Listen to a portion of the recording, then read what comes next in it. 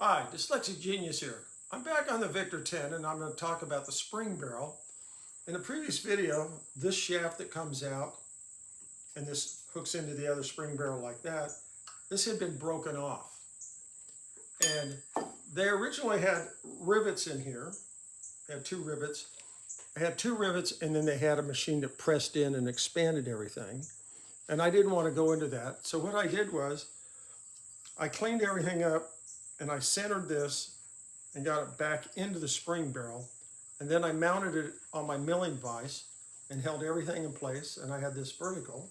And once in my life, I was a certified welder.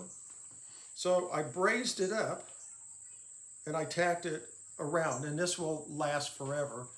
And braising, old World War I aircraft fuselage frames were all brazed together. Why didn't you just re-rivet it? It wouldn't have held, and this wouldn't have held in the middle. What they did is they had two pins, and then they had a machine that came in and expanded everything to hold it in place. And this way it'll last another 100 years.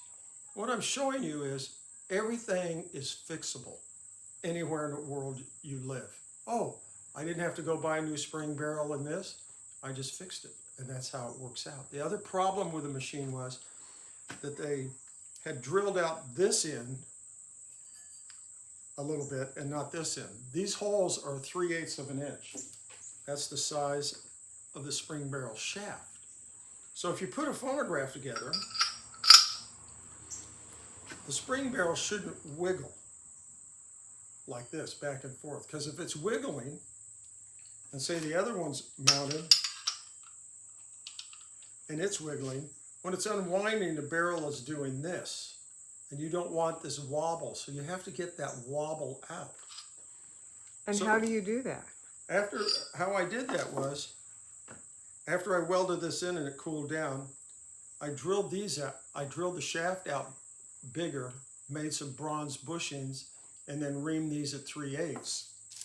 So when you put it together, everything's tight and this rolls perfectly. So now when the motor's running, we don't have a wobble in the spring barrel, so now we get all the power out of our spring by adding these.